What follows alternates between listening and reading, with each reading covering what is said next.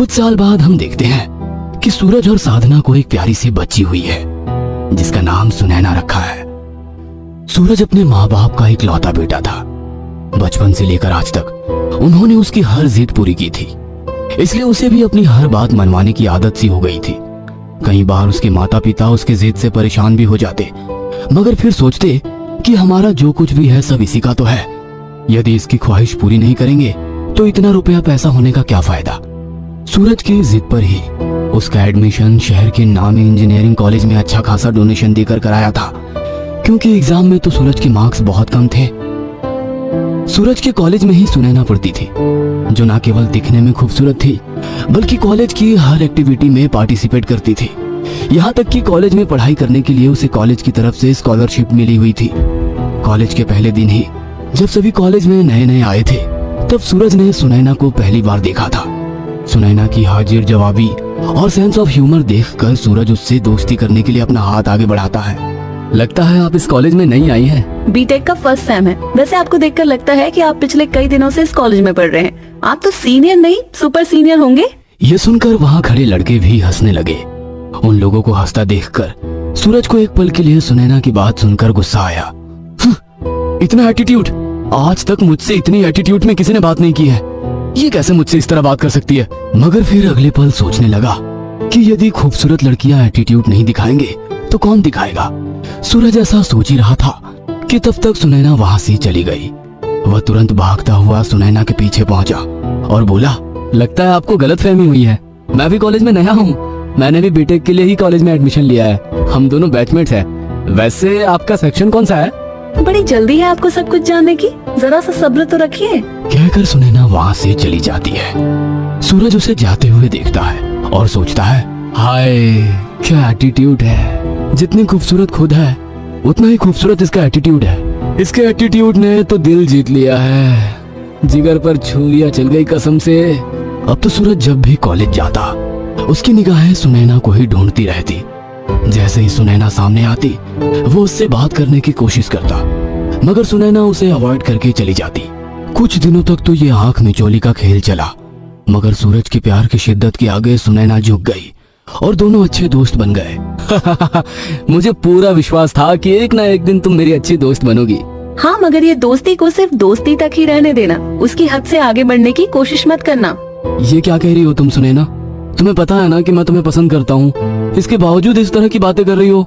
मुझे तो लगा था कि तुमने मेरी दोस्ती को एक्सेप्ट किया है, इसका मतलब तुम भी मुझे पसंद करने लगी हो। दोस्ती और प्यार दोनों बहुत अलग चीज होती हैं। वैसे भी तुम्हारे और मेरे परिवार में जमीन आसमान का अंतर है। तुम्हारे परिवार वाले कभी भी हमारे प्यार को एक्सेप्ट नहीं करेंगे, तो बेहतर है कि हम खुद ही हमारे रिश्ते को आगे न बढ़ाएं। यदि तुम चाहते हो कि हम लोग दोस्त बने रहे तो आइंदा मुझसे प्यार की बातें मत करना। ये तुम कैसे कह सकती हो कि मेरे परिवार वाले तुम्हें नहीं अपनाएंगे?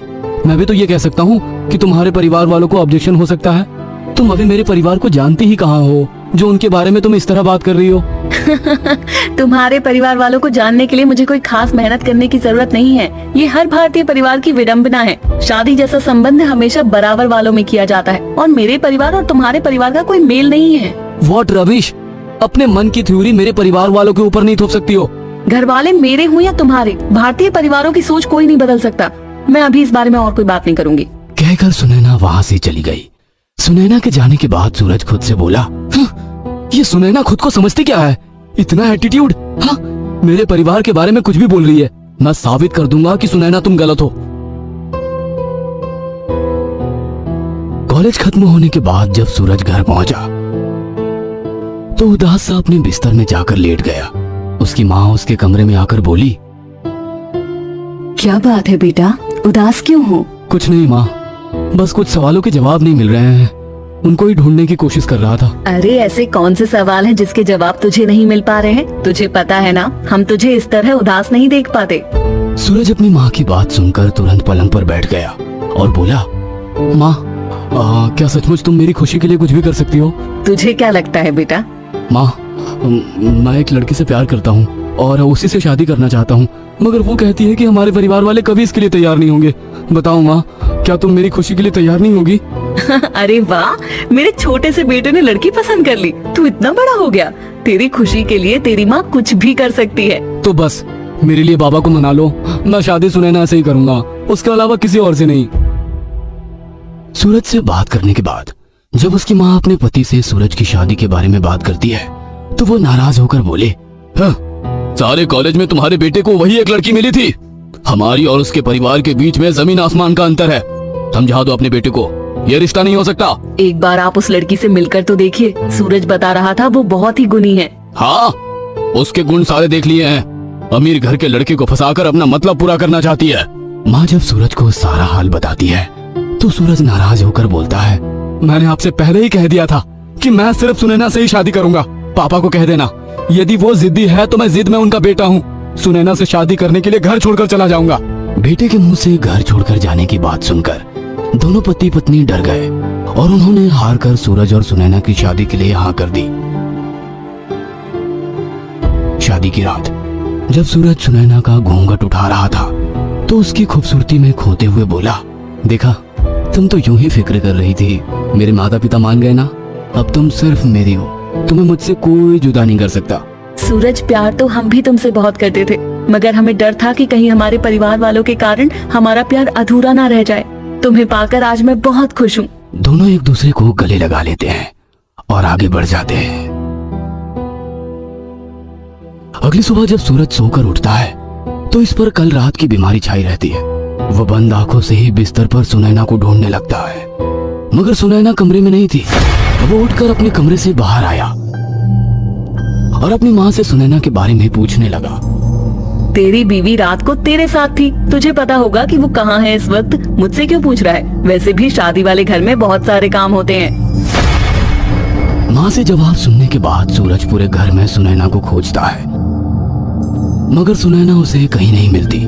थोड़ी देर बाद उसकी माँ रोना चिल्लाना शुरू कर देती है। सूरज वहाँ पहुँचता है तो देखता है घर की तिजोरी खाली पड़ी है। देख लिया तूने अपनी जिद का नतीजा। सुबह से तेरी पत्नी गायब है और अब ये देख, मुझे तो लगता है इस सब के पीछे उसी का हाथ है। सूरज अपनी माँ की बात को मानने को तैयार नहीं होता है, मगर काफी खोजने के बाद सुनैना किसी को कहीं नहीं मिलती है तो हार कर सूरज भी मान लेता है कि जो माँ सोच रहे हैं वही सही है। सुनैना उसके घर से सारे रुपए पैसे जेवर लेकर घर से भाग गई। सूरज की माँ जल्दी से अपनी पसंद की एक लड़की से सूरज की शादी करवा देती है। सूरज भी सुनैना के छोड़ के जाने पर दुखी था और उसे भुलाना चाहता था, इसलिए उसने भी शादी के लिए हाँ कर दी। मगर शादी के बाद ना जाने क्यों सूरज साधना को अपनी पत्नी के रूप में भी स्वीकार नहीं कर रहा था। ना तो वो उससे ठीक से बात करता और ना ही उसे पत्नी की तरह प्यार करता। एक दिन जब साधना को रात को प्यास लगती है तो वो किचन में आती है। उसी वक्त वहां पर सूरज की माँ भी आ जाती है। बेटी तुम यहाँ? हाँ माँ जी, वो मुझे प्यास लगी थी। अच्छा, आराम से पानी पियो बेटी, कोई मुश्किल नहीं है। अचानक साधना एक डरावनी सी आवाज में बोली, अब दिक्कत तुम्हें क्यों हो रही होगी, क्योंकि पहली बहू को मारकर तुमने अपनी पसंद की बहू जो लाई है। ये तुम क्या कह रही हो? और तुम्हारी आवाज को क्या हुआ? तभी साधना पलटती है तो उसका रूप देखकर माँ के होश उड़ जाते हैं। भयानक आंखें, खुले बाल, खौफनाक चेहरा, यह सब देखकर सूरज की माँ जोर से चिल्लाती है। उसकी आवाज सुनकर सूरज के पापा और सूरज भी किचन में आ जाते हैं तो वो दोनों भी साधना का डरावना रूप देखकर डर जाते हैं। साधना, तुम्हें ये क्या हो गया? मैं साधना नहीं, सुनैना हूँ। ये सुनकर सभी के होश उड़ जाते हैं। क्या? सुनैना? हाँ, जिसे तुम्हारे पिता ने धोखे से मार दिया और झूठे चोरी के इल्जाम में बदनाम भी किया। क्या? मार दिया? पापा, ये क्या कह रही है? अरे नहीं बेटा, ये तो झूठ बोल रही है, मैंने कुछ नहीं किया। तभी सुनैना अपने नोकीले नाखून वाले पंजों से पापा पर वार कर देती है। मुझे मत मारो, मुझे मत मारो, मैं बताता हूँ, सब कुछ बताता हूँ। मैंने ही घर में झूठी चोरी करवाई और सुनैना को अगवा करवा लिया, फिर इसे मारकर पासी के जंगल में दफन करवा दिया। पर क्यों? क्या बिगाड़ा था सुनैना ने आपका? क्योंकि वो गरीब थी। हमारे खानदान में अक्सर बहुएं किसी अमीर घराने की आती हैं, मगर इसके कारण मेरे खानदान की नाक कट गई। इसलिए मैंने सोचा कि इसे मारकर मैं अपने खानदान को एक रईस खानदान की बहू लाऊं। पापा, आप यहाँ तक गिर जाएंगे मैंने सोचा नहीं था। आपको पापा कहते हुए भी मुझे घिन आ रही है। मुझे माफ कर दो बेटी, मुझे मत मारो। मैं आपको नहीं मारूंगी, वैसे भी मेरे खानदान में मुझे ऐसी परवरिश नहीं दी गई। आपको सजा तो कानून ही देगा। देखा आपने, जिस खानदान की वजह से आपने इसकी जान ली, आज उसी की वजह से आप बच गए। मुझे पता था कि मेरी सुनैना ऐसा नहीं कर सकती। सूरज, जो भी हुआ उसे भूल जाओ। जो हुआ उसमें साधना की गलती नहीं है। तुम इसे क्यों सजा दे रहे हो? मुझसे वादा करो कि तुम साधना को मेरी तरह बहुत प्यार दोगे, तभी मेरी आत्मा को शांति मिलेगी। हाँ, मैं वादा करता हूँ सुनैना। ऐसा कहकर सुनैना वहां से गायब हो जाती है और साधना का शरीर वहीं गिर जाता है। इसके बाद सूरज के पापा अपना जुर्म कबूल कर लेते हैं और उन्हें सजा भी मिलती है। आधी रात का वक्त हो चला था। आसमान बादलों से घिरा हुआ था और तूफानी हवाएं चल रही थी। रह रहकर बिजली कड़क रही थी। ऐसी रात में दिल्ली जयपुर हाईवे पर भागती हुई एक कार, जिसमें एक 50 साल के अधेड़ दंपत्ति बैठे हुए थे। पत्नी चारों तरफ बाहर देखती हुई घबराकर बोली, मैंने आपसे कहा था ना हम कल सुबह निकलेंगे, लेकिन आपको तो अपनी ही जिद माननी होती है। अब देखिए बाहर कैसा मौसम हो गया है, अब हम क्या करेंगे? अरे रेणुका, तुम भी ना बच्चों की तरह डर रही हो। अरे मौसम ही तो खराब हुआ है। आपने सुना नहीं है, ये हाईवे भूतिया हाईवे माना जाता है और रात के इस वक्त यहाँ कई बार लोगों को भूत प्रेत का साया महसूस हुआ है। पवन ने एकदम से गाड़ी की ब्रेक लगाई और घबराकर रेणुका की तरफ देखते हुए बोला, हाँ रेणुका, तुम सही कह रही हो। मैंने अभी अभी देखा हमारी गाड़ी के सामने से कोई बड़ी तेजी से गुजरा है। देखो जरा। रेणुका डरते हुए बाहर देखकर बोली, कहाँ गुजरा है? और रेणुका के झाड़ पर पवन हंसता हुआ बोला, वही तो मैं कह रहा हूँ, कहाँ है भूत प्रेत का साया? लोग और लोगों की मनगढ़ंत बातें। तुम भी ना। अरे ऐसा कुछ नहीं होता। अब चलो, और अगर तुम्हें आगे भी डर लग रहा हो तो आगे अगर कोई घर दिखा या होटल मिला तो रुक जाएंगे। तभी बाहर जोरदार बारिश शुरू हो गई और कार खटखट की आवाज करने लगी। ऐसा लग रहा था जैसे अब ज्यादा नहीं चलने वाली। पवन चिढ़ते हुए बोला, अब इसी की कमी रह गई थी। पहले ही मौसम खराब है और अब तो गाड़ी चलाने में भी बहुत दिक्कत आ रही है। तभी पवन को पीछे से एक साइकिल वाला दिखा। इतनी रात में इस तरह किसी को साइकिल चलाकर जाता देख पवन हैरानी से बोला, यहाँ तो कार में नहीं चला जा रहा है और ये साइकिल से जा रहा है। लेकिन पवन ने खिड़की खोला और आवाज लगाकर पूछा, अरे भैया सुनो जरा, यहाँ आसपास कोई घर या होटल मिलेगा जहाँ हम रात को रुक सके? साइकिल वाले ने पवन और उसके बगल में बैठी रेणुका को देखा और अजीब तरीके से मुस्कुराया। उसका चेहरा बिल्कुल ही बर्फ की तरह सफेद लग रहा था और आंखें बहुत ही शांत। उसने हाथ के इशारे से दिखाते हुए बोला, बस कुछ ही दूरी पर एक कॉटेज है, वहाँ जाकर रुक सकते हो। शुक्रिया भाई, लेकिन तुम मुझे बताओ, इतनी रात में साइकिल से बारिश में कहाँ जा रहे हो? वैसे भी इतनी रात में हाईवे पर साइकिल से जाना बिल्कुल सुरक्षित नहीं है। और साइकिल वाला उसी तरह रहस्यमय तरीके से मुस्कुराता हुआ बोला, सुरक्षा का तो क्या है साहब, कौन कब कहाँ सुरक्षित है कौन जानता है। इतना कहकर साइकिल वाले ने रेणुका की तरफ गौर से देखा और वहाँ से चला गया। रेणुका पवन से बोली, ये आदमी मुझे कुछ ठीक नहीं लग रहा था, इसकी बातें कितनी अजीब थी। सुनो, मुझे क्या लगता है, क्यों ना हम गाड़ी में ही रह जाएं? तुम्हारी प्रॉब्लम क्या है? हाँ, जब चाहो तुम्हें गाड़ी में रुकना है, कभी ऐसे मौसम में जाना नहीं है। अब चुप करके बैठे रहो। जल्दी पवन को वो कॉटेज दिख गया। पवन ने कॉटेज के बाहर अपनी गाड़ी रोकी। उस कॉटेज के बाहर एक छोटा सा पीले कलर का बल्ब जल रहा था और वो कॉटेज दिखने में बहुत पुराना था। पवन ने रेणुका से कहा, आओ संभल कर उतरो, और दोनों ही भागते हुए कॉटेज के दरवाजे तक चले गए। पवन ने दरवाजा खटखटाकर आवाज लगाई, कोई है? एक दो बार दरवाजा खटखटाने के बाद दरवाजा खुला और सामने एक बुजुर्ग निकला। उसकी उम्र करीब 85-90 साल की होगी। उसने रेणुका और पवन को देखा और बोला, जी क्या चाहिए? अंकल जी, दरअसल हमारी गाड़ी इस बारिश में आगे नहीं बढ़ रही है, मौसम बहुत खराब हो गया है, तो अगर आप हमें कुछ घंटे यहाँ रुकने के लिए जगह दे दे तो बड़ी मेहरबानी होगी। और वो बूढ़ा उन दोनों को देखकर मुस्कुराता हुआ बोला, हाँ, क्यों नहीं। उसने रेणुका और पवन को अंदर बुला लिया। अंदर जाकर भी वो घर वैसे ही पुराना था, आवश्यक जरूरत की चीजें थी। बूढ़े ने एक तरफ इशारा करते हुए कहा, उधर बैठ जाओ। अच्छा, आप यहाँ अकेले रहते हैं? बूढ़ा कोने में पड़ी स्टोव को जलाने की कोशिश करता हुआ बोला, हाँ, सालों से मैं यहाँ अकेला रहता हूँ। तुम लोग भीग गए हो, ठंड लग रही होगी, चाय पियोगे? जी बहुत बहुत धन्यवाद। जल्दी बूढ़े ने 2 कप चाय बनाई और रेणुका और पवन को देते हुए कहा, इसे अपना ही घर समझो। रेणुका को वो सब बहुत अजीब लग रहा था। फिर भी वो घबराते हुए जैसे ही चाय का पहला घूंट लेने लगी, उसके हाथ से कप छूट गया और वो चिल्लाकर बोली, खून, इसमें खून है। क्या हो गया है रेणुका? कहाँ खून है? चाय है। रेणुका ने देखा कि फर्श पर टूटे हुए कप के साथ चाय बिखरी हुई थी। रेणुका को लगा कि शायद वो बहुत ज्यादा सोच रही है। ऐसा कैसे हो सकता है कप में खून हो? वो बूढ़ा हंसता हुआ बोला,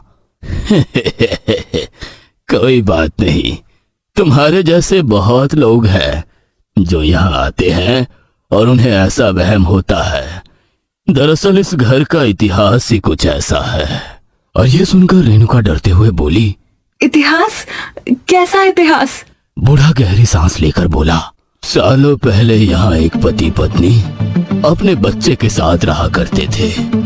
एक दिन अचानक आधी रात में 3 लोगों ने उनसे मदद मांगी और रात में रुकने का आश्रय मांगा।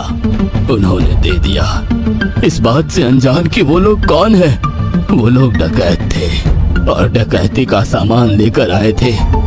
आधी रात में जब घर का मालिक उठकर बाथरूम की तरफ गया तो उसने देखा बाथरूम में उसके बच्चे की लाश पड़ी हुई थी।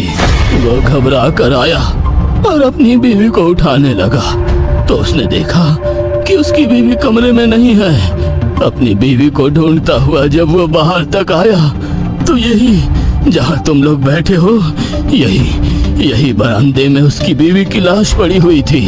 तभी उसे अपने पीछे किसी के होने का एहसास हुआ और उसने पीछे पलट कर देखा तो एक डकैत था। उस आदमी ने पूछा, ये सब क्या है?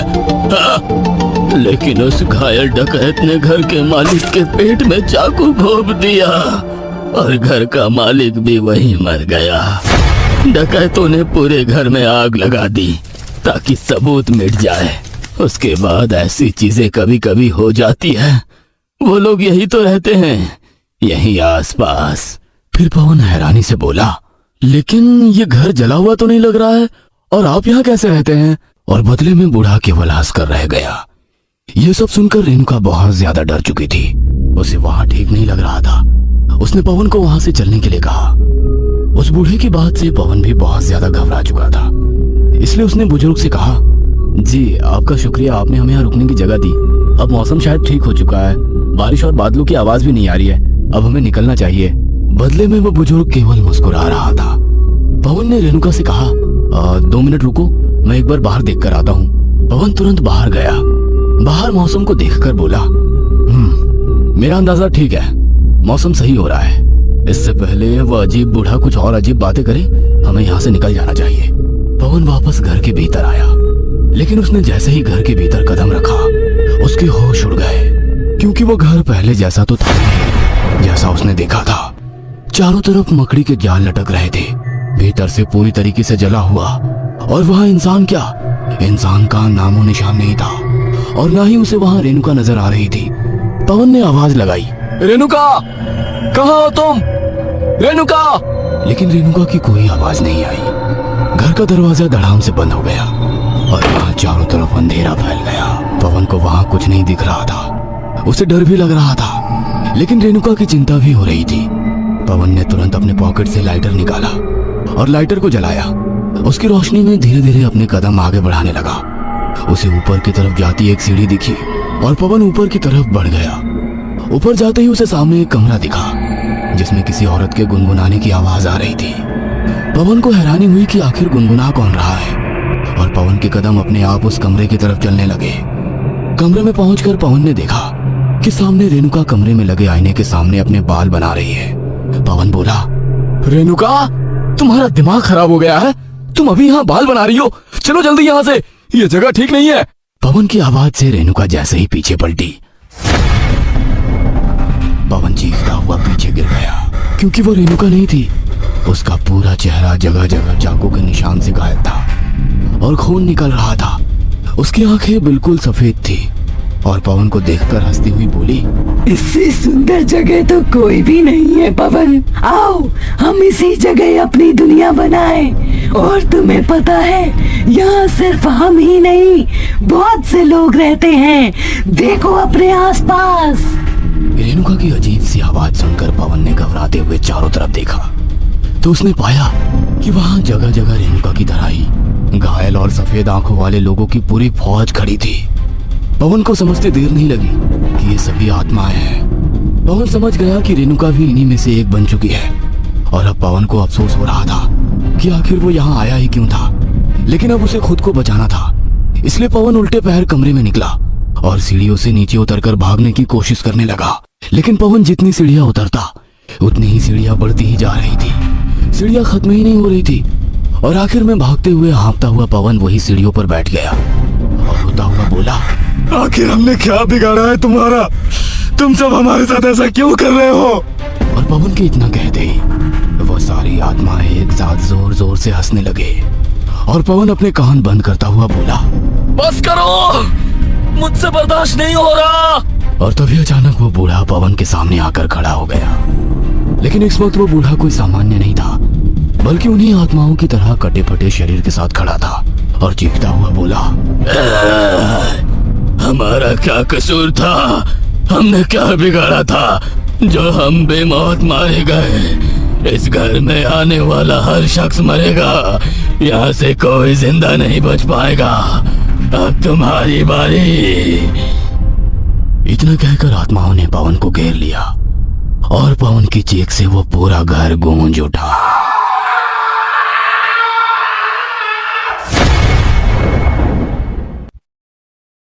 एलिवेटर का गेट खुलते ही सामने एक अजीब सी दिखने वाली महिला खड़ी थी। उसकी आंखों में से खून निकल रहा था, सर पर चोट का निशान और शरीर पर जगह जगह कट लगने के बाद सिला हुआ निशान था, मानो उसके शरीर का पोस्टमार्टम हुआ हो। उसने एक नजर जॉन की ओर देखा तो डर के कारण उसने आंख बंद कर ली। वो एलिवेटर को ग्राउंड फ्लोर पर ले जाने के लिए ग्राउंड फ्लोर की बटन प्रेस कर रहा था, मगर जैसे ही वो महिला एलिवेटर में दाखिल हुई, एलिवेटर 10th फ्लोर की ओर जाने लगा। जब से कोरोना वायरस ने अपना कहर बरपाया, जॉन की दादी उसे ज्यादा भीड़ भाड़ वाले इलाकों में और पब्लिक प्लेस में नहीं जाने देती, कारण जॉन वैसे ही अस्थमा का पेशेंट था और कोरोना के वायरस डायरेक्ट ब्रीदिंग सिस्टम पर ही असर करता है। इसी बीमारी के चलते जॉन की मॉम और डैड उन्हें छोड़कर जा चुके थे। अब घर में अकेला जॉन और उसकी दादी थी, जो उसके पापा के बिजनेस और घर के कामों के बीच उसे समय कम दे पाती थी। अपना इनहेलर यूज करते हुए जॉन अपने कमरे से बाहर निकला और अपनी दादी से बोला, हे कोलो, WhatsApp? Nothing, beta. Just routine office work. What about your study? That's good, but today I am feeling very lonely. Can you come play with me? मैं अपने दोस्त की प्लेस्टेशन की सीडी लेकर आया हूँ। Sorry, beta. Weekend में खेलेंगे। जॉन मायूस हो गया। उसे अपनी मॉम की याद आने लगी, क्योंकि मॉम हर वक्त उसकी पढ़ाई में हेल्प करने के साथ साथ उसके साथ कई सारे गेम भी खेलती थी। वो गूगल पर अपने मॉम डैड के साथ कांटेक्ट करने के लिए कोई जरिया ढूंढने लगा। तभी उसकी निगाह यूट्यूब के एक paranormal activity game the elevator पर पड़ी। बड़े ध्यान से उसने सारा वीडियो देखा। वो मन ही मन सोचने लगा कि एलिवेटर के जरिए दूसरी दुनिया तक पहुंचा जा सकता है, तब तो दूसरी दुनिया में उसे उसका खोया हुआ परिवार भी मिल जाएगा। गेम खेलने के पूरे रूल समझ लेने के बाद जॉन रात होने का इंतजार करने लगा, क्योंकि ये गेम रात 12 बजे के बाद ही खेला जा सकता था। 12 बजते ही उसने एक बार और गेम के रूल देखे, फिर मन ही मन सोचने लगा, हमारी बिल्डिंग तो केवल 9th फ्लोर की है, इसके लिए मुझे 10th फ्लोर की बिल्डिंग सर्च करनी होगी। एक ऐसी बिल्डिंग जहां पर एलिवेटर में मुझे कोई भी डिस्टर्ब ना करे। काफी देर तक सोचने के बाद वो बड़े से मॉल के पास पहुंचा। मॉल पूरे 10th फ्लोर का था। मॉल के 5th फ्लोर पर मूवी खत्म हुई थी। सभी लोग निकल रहे थे। जॉन उसी भीड़ का सहारा लेकर मॉल के अंदर दाखिल हो गया। लोगों के जाने के बाद गार्ड्स ने मॉल के मेन गेट बंद कर दिए। अब बड़े से मॉल के अंदर जॉन अकेला था। वह धीरे धीरे लिफ्ट की ओर बढ़ने लगा। दिन में जो मॉल एकदम खूबसूरत और दिलचस्प नजर आता है, रात के अंधेरे में उतना ही भयावह और खामोश था।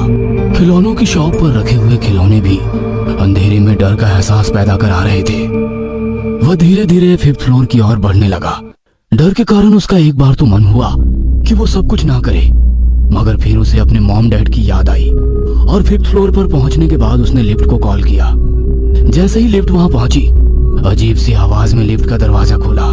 उस वक्त मॉल में कोई नहीं था, तो लिफ्ट खाली ही थी। डरे मन से जॉन ने अपना पहला कदम लिफ्ट में रखा। उसके लिफ्ट में जाते ही लिफ्ट का दरवाजा बंद हो गया। वह मन ही मन गेम के रूल याद कर रहा था। कुछ देर सोचने के बाद उसने कांपते हुए हाथों से 4th फ्लोर का बटन दबाया। लिफ्ट धीरे धीरे नीचे जाते हुए 4th फ्लोर पर पहुंच गई। जैसे ही दरवाजा खुला, सामने घना अंधेरा था। दरवाजा दोबारा बंद हो गया। फिर उसने कुछ देर खामोशी से खड़े रहने के बाद 2nd फ्लोर की बटन दबाई। एलिवेटर धीरे धीरे नीचे जा रहा था। 2nd फ्लोर पर भी सन्नाटा था। एक बार तो उसका मन हुआ कि ये गेम छोड़कर बाहर निकल जाए, मगर फिर अपने मम्मी पापा को याद कर उसकी आंखों में आंसू आ गए। उन तक पहुंचने के लिए उसे इस गेम को हर हाल में पूरा करना था। एलिवेटर का गेट बंद हो गया। उसने 6th फ्लोर की बटन दबाई। इस बार एलिवेटर धीरे धीरे ऊपर जा रहा था। 6th फ्लोर पर पहुंचने के बाद उसने जब बाहर झांक कर देखा, वहां कोई नहीं था। वो डर कर एलिवेटर के एक कोने में खड़ा हो गया। घबराने के कारण उसे सांस लेने में दिक्कत हो रही थी। उसने तुरंत अपना इनहेलर निकाला और उसे पंप किया। थोड़ा सा रिलैक्स होने के बाद उसने दोबारा 2nd फ्लोर की बटन दबाई। अब ये गेम शुरू हो चुका था। जैसे ही एलिवेटर 2nd फ्लोर पर पहुंचा, एलिवेटर का गेट नहीं खुला। अब एलिवेटर ऊपर की ओर जा रहा था। 3rd floor, 4th floor. जैसे ही 5th फ्लोर आया, एलिवेटर रुक गया। साथ ही मानो जॉन की धड़कन भी रुक गई थी। गेम के रूल के हिसाब से 5th फ्लोर पर एक दूसरी दुनिया से आया हुआ व्यक्ति मिलता है। जॉन डर रहा था कि अब यहाँ पर क्या होगा। एलिवेटर का गेट खुलते ही सामने एक अजीब सी दिखने वाली महिला खड़ी। उसकी आंखों में से खून निकल रहा था। सर पर चोट का निशान और शरीर पर जगह जगह कट लगने के बाद सिला हुआ निशान था, मानो उसके शरीर का पोस्टमार्टम हुआ हो। उसने एक नजर जॉन की ओर देखा तो डर के कारण उसने आंख बंद कर ली। वह एलिवेटर को ग्राउंड फ्लोर पर ले जाने के लिए ग्राउंड फ्लोर की बटन प्रेस कर रहा था, मगर जैसे ही वो महिला एलिवेटर में दाखिल हुई, एलिवेटर 10th फ्लोर की ओर जाने लगा। एलिवेटर में जॉन और वो महिला दोनों ही थे। वो जॉन को देखकर मुस्कुरा रही थी। महिला भारी आवाज में जॉन से बोली, कहाँ जा रहे हो तुम? जॉन को पता था कि इस गेम के रूल के हिसाब से उस महिला के किसी भी सवाल का जवाब नहीं देना है, इसलिए वो खामोश खड़ा रहा। महिला उसकी और करीब आ गई। जॉन की धड़कन तेज होने लगी। उसे सांस लेने में दिक्कत हो रही थी। उसने दोबारा अपना इनहेलर यूज किया। क्यों? दूसरी दुनिया में जाने में डर नहीं लग रहा? किससे मिलने की इच्छा तुम्हें वहां पर लेकर जा रही है? जॉन अपनी आंखें बंद कर 10th फ्लोर के आने का इंतजार कर रहा था। जैसे ही 10th फ्लोर आया, एलिवेटर का गेट खुला और वो महिला दूसरी दुनिया में दाखिल हो गई। मगर दूसरी दुनिया का नजारा देखकर जॉन की हिम्मत दूसरी दुनिया में जाने की नहीं थी। जगह जगह जलती हुई आग, उड़ते हुए साए और खौफनाक चेहरे। दूसरी दुनिया बहुत ही डरावनी थी। वह एलिवेटर में खड़ा हुआ सोच रहा था कि अब आगे क्या करे। इस गेम को क्विट करना है या वापस ग्राउंड फ्लोर का बटन दबाकर अपने घर लौट जाए। अपने माँ बाप के इतने करीब आकर उसे मिले बिना जॉन को बेवकूफी लग रहा था, मगर दूसरी दुनिया में वो अपने माता पिता को कैसे ढूंढेगा, ये भी एक बड़ा सवाल था। उसके दिल में बड़ी कश्मकश चल रही थी। उसके दिल की कश्मकश को देख महिला मुस्कुरा रही थी। क्या हुआ? मेरे साथ नहीं आओगे? वापस जाने के लिए तो तुम यहाँ तक नहीं आए हो। जॉन ने उसकी किसी बात का कोई जवाब नहीं दिया। वह जानता था कि एक बार इस दुनिया में जाने के बाद यदि वापस लौटना है तो एलिवेटर का गेट बंद होने के पहले उसे वापस एलिवेटर में जाना होगा। क्या वो इतनी जल्दी अपने मॉम डैड को ढूंढ पाएगा? जॉन की कश्मकश को वो महिला और बढ़ा रही थी। आ जाओ, किस्मत वाले हो जो जीते जी दूसरी दुनिया में पहुंच गए हो। जॉन ने डरते हुए अपनी माँ को आवाज लगाई। मॉम, कहाँ है आप? देखो, मैं आपसे मिलने यहाँ आ गया हूँ। कोई आवाज नहीं आई, बल्कि कई साए उड़ते हुए एलिवेटर के करीब आ गए। एलिवेटर का गेट बंद हो रहा था। जॉन एलिवेटर में खड़े खड़े सोचने लगा, क्या करूँ? जाऊँ या ना जाऊँ, या वापस यहीं से लौट जाऊँ? कुछ सेकंड सोचने के बाद जैसे ही एलिवेटर का गेट बंद होने वाला था, वो उसे हाथों से रोककर दूसरी दुनिया में दाखिल हो गया। उसके बाहर निकलते ही एलिवेटर का गेट बंद हो गया। जॉन वहीं पर अपने घुटने के बल बैठ गया और सोचने लगा, मैंने इतनी बड़ी बेवकूफी कैसे कर दी? अब मैं यहाँ से कैसे जाऊंगा? उस लड़की से भी भयानक चेहरे के प्रेत अब जॉन के आसपास खड़े थे। सभी उसे डराने की कोशिश करने लग गई। वह भागकर एलिवेटर के पास पहुंचा और एलिवेटर को वापस कॉल करने की कोशिश की, मगर वो नाकामयाब रहा। बार बार वो एलिवेटर को कॉल कर रहा था और सारे जोरों से हंस रहे थे। उसने अपना इनहेलर निकाला और अपनी सांस को नॉर्मल करने की कोशिश की। तभी उसके करीब एक साया आया और उसके सर पर हाथ रखकर बोला, अब तुम इसी दुनिया के मेहमान हो, यहाँ से नहीं जा सकते। घर पर दादी जॉन को ढूंढते हुए परेशान हो रही थी। अगले दिन जॉन की लाश मॉल के एलिवेटर में मिली। पोस्टमार्टम रिपोर्ट के हिसाब से जॉन की मौत हार्ट अटैक से हुई थी। हेलो दोस्तों, यदि आप हमारे चैनल से नए जुड़े हैं तो हमारे चैनल एवी लाइव को सब्सक्राइब जरूर करें और अपने दोस्तों में शेयर करें